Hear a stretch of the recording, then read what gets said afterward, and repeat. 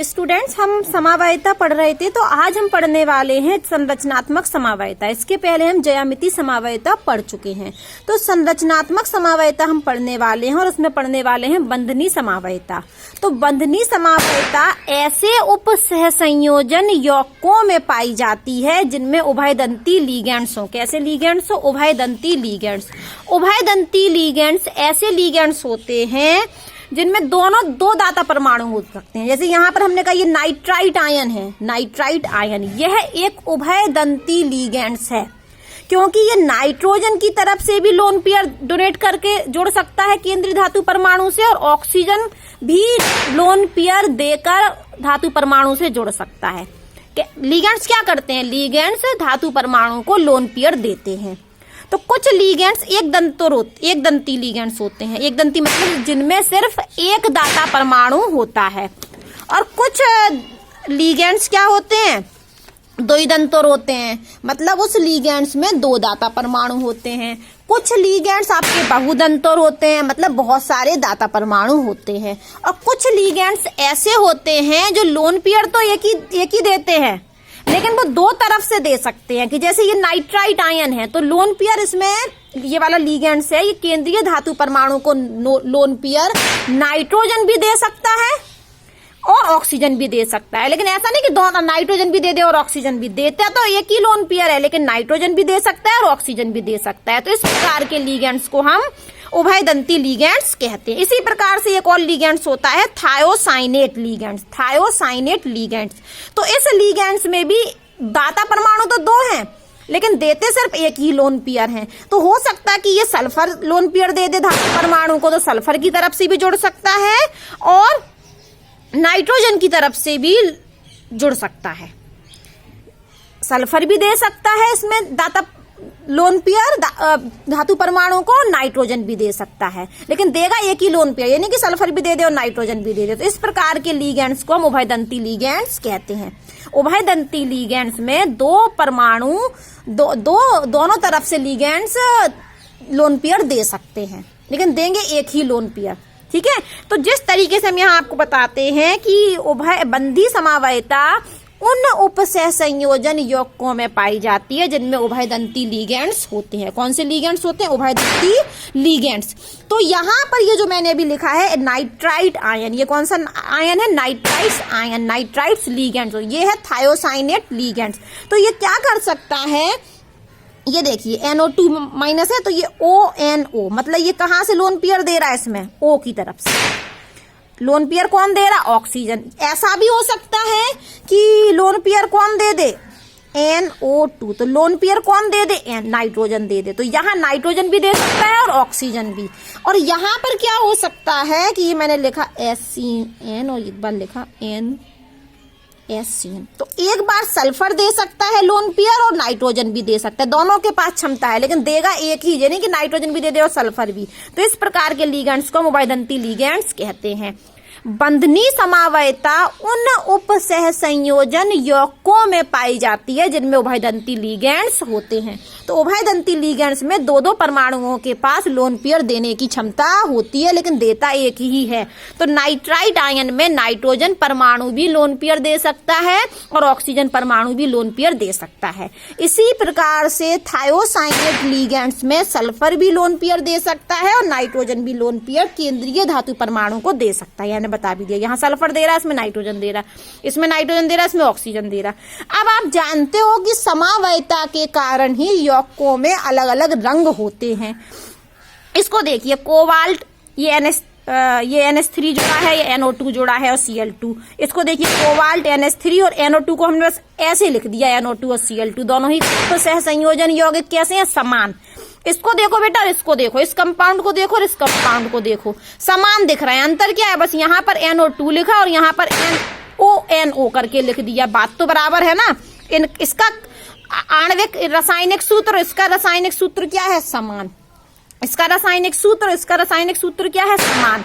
और समावयवी होते ही क्या है कि जिनमें रासायनिक सूत्र समान हो लेकिन परमाणुओं की स्पेस में, व्यवस्था में, अरेंजमेंट में अंतर हो। तो यहाँ पर इसका रासायनिक सूत्र, इसका रासायनिक सूत्र समान है, लेकिन यहाँ हमने कहा कि इस कंपाउंड का कलर होता है येलो कलर। कैसा कलर? Yellow colour. जबकि इस कंपाउंड का कलर होता है रेड कलर। तो क्या हो रहा है कि इस कंपाउंड में जो कोबाल्ट धातु है, कौन सी धातु है? धातु कौन सी है? कोबाल्ट।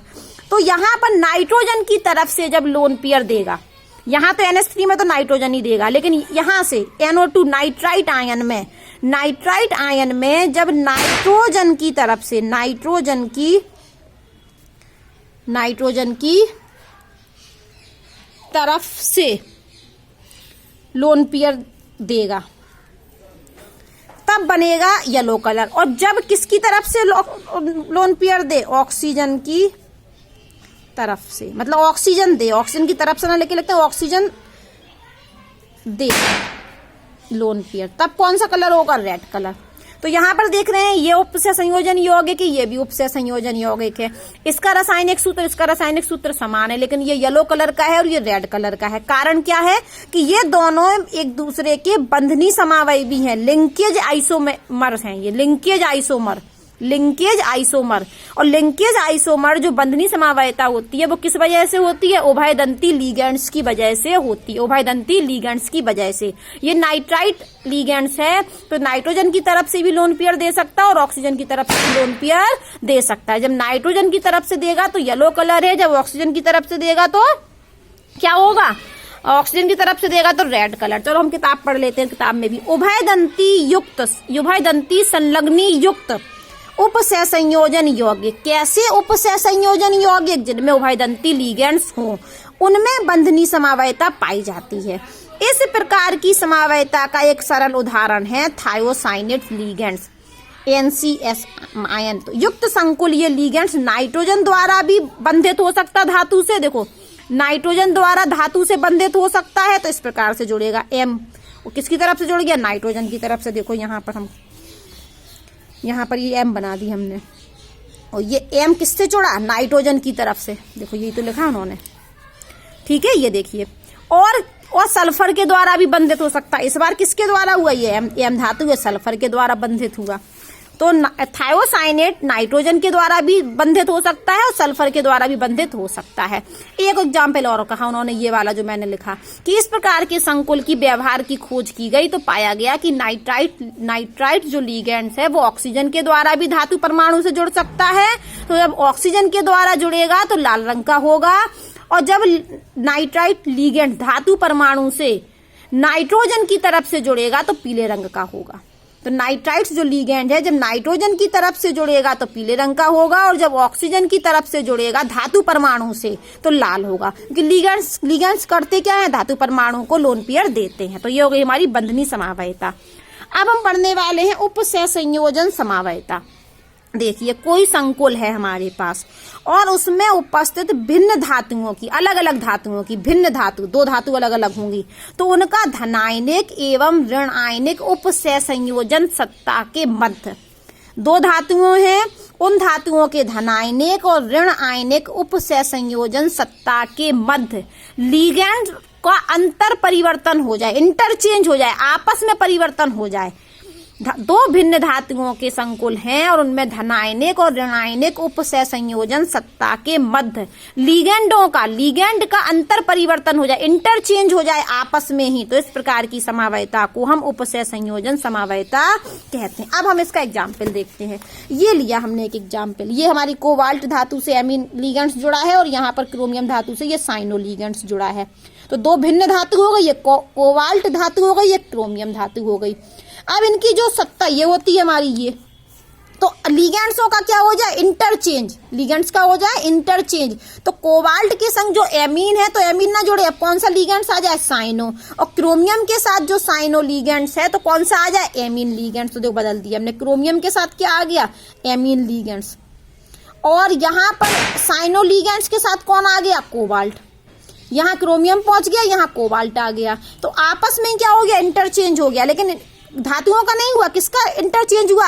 लीगेंड्स का, तो हम कहेंगे कि क्रोमियम के साथ जो साइनो लीगेंड्स था, तो साइनो लीगेंड्स की जगह एमीन लीगेंड्स आ गया, और कोबाल्ट के साथ जो एमीन लीगेंड्स था तो उसकी जगह साइनो लीगेंड्स आ गया। तो उप सहसंयोजन समावयता ऐसे संकुलों में पाई जाती है जिनमें दो भिन्न धातु हो और धनायनिक और ऋणायनिक उप सहसंयोजन सत्ता के लीगेंडों के मध्य इंटरचेंज हो जाए, आपस में अंतर परिवर्तन हो जाए, तो इसको हम उप सहसंयोजन समावयता कहते हैं। तो ये कैसा कॉम्प्लेक्स है, उप सहसंयोजन समावयता प्रदर्शित कर रहा है। अब हम आते हैं आयनन समावयता पर। किस पर आए हम? आयनन समावयता पर। तो इसमें देखिए क्या कह रहे हैं कि जब किसी संकुल में उसका प्रतिआयन, प्रतिआयन मतलब काउंटर आयन, जो कहाँ होता, गुरु कोष्टक के बाहर होता था, जो स्क्वायर ब्रैकेट है इसको हम गुरु कोष्टक बोलते थे, तो उप सहसंयोजन के सत्ता के बाहर जो एक आयन होता था हम उसको प्रतिआयन कहते थे। तो कह रहे हैं कि आयनन समावयता ऐसे संकुलों में पाई जाती है कि प्रतिआयन कैसा हो, लीगेंड की तरह व्यवहार करने की क्षमता रखता हो। तो प्रतिआयन में लीगेंड हो, संभावित लीगेंड हो, मतलब प्रतिआयन भी लीगेंड की तरह व्यवहार कर सकता हो, संभावित लीगेंड्स हो। तो वो क्या करता है कि प्रतिआयन क्या करने लगता है, लीगेंड की तरह व्यवहार करने लगता है, मतलब लीगेंड को प्रतिस्थापित कर सके, तो लीगेंड की जगह खुद आ जाए, और जो लीगेंड है, प्रतिस्थापित जो लीगेंड है वो प्रतिआयन बन सके। तो यदि कॉम्प्लेक्स में ऐसा कोई प्रतिआयन है जो लीगेंड को प्रतिस्थापित कर दे, और प्रतिस्थापित किसकी जगह ले ले, प्रतिस्थापित लीगेंड प्रतिआयन की जगह ले ले। वापस सुनिए कि जो कॉम्प्लेक्स है, तो कॉम्प्लेक्स में जो प्रतिआयन है, काउंटर आयन है, वो संभावित लीगेंड बन सके, मतलब प्रतिआयन जो है वो एक लीगेंड को प्रतिस्थापित कर दे, मतलब उसकी जगह खुद आ जाए। तो प्रतिआयन कहाँ आ गया, लीगेंड की जगह, और जो विस्थापित लीगेंड है वो किसकी जगह आ जाए, प्रतिआयन बन सके। तो इस प्रकार की समावयता को हम आयनन समावयता कहते हैं। अब उदाहरण देखते हैं हम इसका जल्दी से। तो ये हमने लिया एक उदाहरण, ये कोबाल्ट, और कोबाल्ट से हमने ये NH3 एमीन जोड़ दिया लीगेंड्स, और यहाँ पर ये सल्फेट लीगेंड्स हो गया, और ये हो गई हमारी उप सहसंयोजन सत्ता, और बाहर है हमारा Br। तो हम पहले तो आपको बता दें कि ये होता है हमारा प्रतिआयन, ये बाहर वाला, इसके बाहर जो होता है, ये सत्ता के गुरु कोष्टक के जो बाहर आयन होता है उसको हम प्रतिआयन कहते हैं। तो वो कह क्या रहा है कि प्रतिआयन में क्षमता हो कि लीगेंड्स को प्रतिस्थापित कर दे। तो क्या हो रहा बेटा यहाँ पर कि NH3 तो ऐसा ही कैसा है, इस Br ने क्या किया, इस लीगेंड्स को प्रतिस्थापित कर दिया। ये हमारा क्या है, लीगेंड है तो ये भी लीगेंड, लेकिन इस लीगेंड को इस प्रतिआयन ने प्रतिस्थापित कर दिया, देखो आ गया, उसकी जगह आ गया, और बाहर कौन चला गया, SO4। तो ये लीगेंड जो लीगेंड्स था, अब ये क्या बन गया, ये प्रतिआयन बन गया, और जो Br प्रतिआयन था ब्रोमाइड आयन, ये क्या बन गया, लीगेंड। तो यही तो कह रहे हैं कि प्रतिआयन में क्षमता हो कि वो लीगेंड को प्रतिस्थापित कर दे, उसकी जगह आ जाए, और जो प्रतिस्थापित लीगेंड्स है वो क्या बन जाए, प्रतिआयन बन जाए। अगर ऐसी संभावना हो रही है तो इस प्रकार की समावयता को हम आयनन समावयता कहते हैं। अब एक समावयता और है, विलायकन योजन समावयता। तो ये ऐसे यौगिकों में पाई जाती है जब जल क्या हो रहा हो, विलायक की तरह उपयोग हो रहा हो। तो विलायकन योजन समावयता सिर्फ उन उपसहसंयोजन यौगिकों में पाई जाती है जहां पर जल विलायक के रूप में उपयोग हो रहा हो। इस प्रकार की समावयता को हाइड्रेट समावयता भी कहते हैं। ठीक है, ये भी आयनन समावयता के समान ही होती है आयनन समावयता में, क्योंकि इसमें भी गुरु कोष्टक के बाहर जो प्रतिआयन होता है वो लीगेंड्स बन जाता, और प्रतिस्थापित विस्थापित लीगेंड प्रतिआयन बन जाएगा। तो यहाँ पर क्या होता है कि जो जल का जो है विलायक काणु है वो धातु आयन से लीगेंड के रूप में सीधा बंधित रहता है। विलायक काणु मतलब जल काणु धातु आयन से लीगेंड के रूप में सीधा बंधित रहता है, और जबकि दूसरे समावय में विलायक अणु संकुल के क्रिस्टल जालक के मुक्त रूप से विद्यमान रहता है।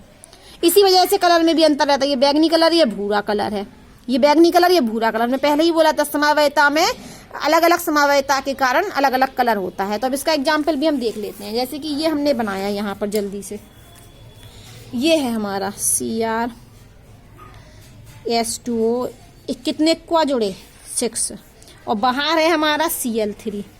अब वो क्या कह रहे हैं कि क्या होगा कि ये Cl अंदर चला जाए, जैसे प्रति आयन अंदर चला जाता है आयनन समावयता में, लेकिन आयनन समावयता में H2O नहीं हो सकता है। अगर H2O वाला यही चीज कर रहे हैं हम, प्रति आयन को लिगेंड बना रहे हैं, लिगेंड को प्रति आयन बना रहे हैं, लेकिन यदि H2O हो गया तो इस आयनन को हम विलायकन योजन कहने लगते हैं। समझ लीजिए आयनन समावयता के समान ही है, लेकिन यदि लिगेंड्स कौन हुआ, जल, तो अब इसको देखो क्या होता है, ये क्रोमियम है और ये H2O5 बचे और ये आ गया एक Cl अंदर। कितने Cl अंदर, एक Cl। तो ये तो हमारा प्रति आयन था जो कि लिगेंड्स बन गया, और ये जो लिगेंड्स था ये बाहर चला गया। ये H2 और यहाँ पर कितने बचे थे, 2 Cl2 भी तो बचे बेटा, तो 2 Cl2। तो इस प्रकार की समावयता को हम विलायकन योजन समावयता कहते हैं। देखिए जब जब जल विलायक के रूप में प्रयुक्त होता है तो इस प्रकार की समावयता हाइड्रेट समावयता कहलाती है। यह आयनन समावयता के समान है। विलायकन योजन समावयवों में केवल इतना अंतर होता है कि समावयता में विलायक अणु धातु आयन के से लिगेंड के रूप में सीधा बंधित रहता है। समावयव विलायक अणु, यही तो विलायक अणु है। ये H2O, ये विलायक अणु क्या है, धातु परमाणु से सीधा बंधित है। ये विलायक अणु धातु परमाणु से सीधा बंधित रहता है, जबकि दूसरे समावयव में विलायक अणु संकुल के क्रिस्टल जालक में मुक्त रूप से विद्यमान रहता है। ये वाले का जो रंग है वो बैंगनी है, इसका विलायकन योजन समावयव भी ये है, इसका भूरा हरा है। ये कौन से कलर का है, बैंगनी कलर का। ये कलर कौन सा है, हरा भूरा। और ये इसका विलायकन समावयवी है, इसका ये क्या है, विलायकनी समावयवी। ठीक है।